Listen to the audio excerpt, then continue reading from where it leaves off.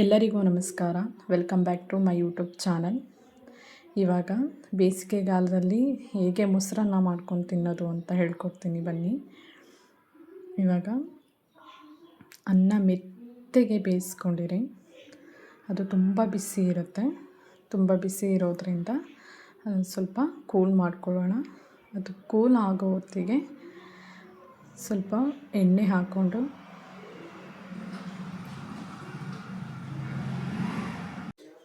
ಎಣ್ಣೆ ಬಿಸಿ ಆದ ನಂತರ ಚೆನ್ನಾಗಿ ಬಿಸಿ ಆಗಲಿ ಎಣ್ಣೆ. ಇವಾಗ ಸಾಸಿವೆನ ಹಾಕ್ಕೊಳ್ಳೋಣ. ಒಂದು ಅರ್ಧ ಸ್ಪೂನಷ್ಟು ಸಾಸಿವೆನ ಹಾಕ್ಕೊಳ್ಳಿ.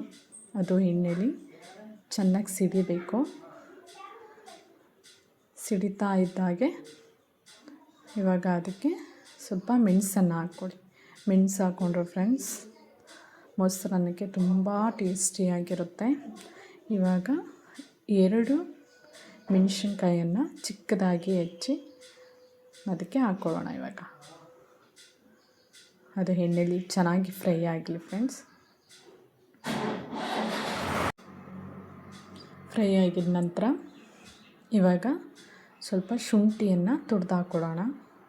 ಶುಂಠಿ ಹಾಕ್ಕೊಂಡ್ರೆ ತುಂಬ ಫ್ಲೇವರ್ ಆಗಿ ತುಂಬ ಟೇಸ್ಟಿಯಾಗಿರುತ್ತೆ ಮೊಸರನ್ನ. ನೀವು ಒಂದ್ಸಲ ಟ್ರೈ ಮಾಡಿ ನೋಡಿ. ಅದು ಎಣ್ಣೆಲಿ ಚೆನ್ನಾಗಿ ಫ್ರೈ ಆಗಲಿ. ಶುಂಠಿ ಚಿಕ್ಕದಾಗಿ ತುರಿದು ಹಾಕ್ಕೊಳ್ಳೋಣ. ಇವಾಗ ಅದು ರೆಡಿ ಆಗಿದೆ ಒಗ್ಗರಣೆ ಫ್ರೆಂಡ್ಸ್. ಇವಾಗ ಅನ್ನನೂ ಕೂಲಾಗಿದೆ. ತುಂಬ ಕೂಲಾಗಿ ಇರಬೇಕು ರೈಸು. ಇಲ್ಲಾಂದ್ರೆ ಮೊಸರು ಹಾಕಿದಾಗ ಅದು ಒಡ್ಕೊಂಬಿಡುತ್ತೆ. ಇವಾಗ ಒಗ್ಗರಣೆ ಹಾಕಿ ನೀಟಾಗಿ ಒಂದ್ಸಲ ರೈಸಿಗೆ ಮಿಕ್ಸ್ ಮಾಡ್ಕೊಳ್ಳೋಣ. ಇವಾಗ 1 ಕಪ್ಪಲ್ಲಿ ಮೊಸರನ್ನ ಆ್ಯಡ್ ಮಾಡೋಣ.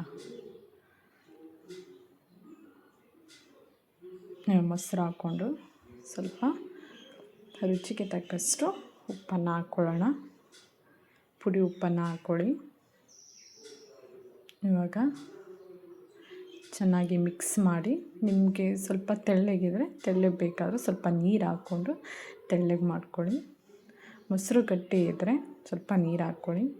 ಮೊಸರು ತೆಳ್ಳಗಿದ್ರೆ ಹಾಗೆ ಇದ್ದರೂ ನಡೆಯುತ್ತೆ. ಇವಾಗ ಸಾಂಬಾರು ಸೊಪ್ಪು ಹಾಕ್ಕೊಳ್ಳೋಣ.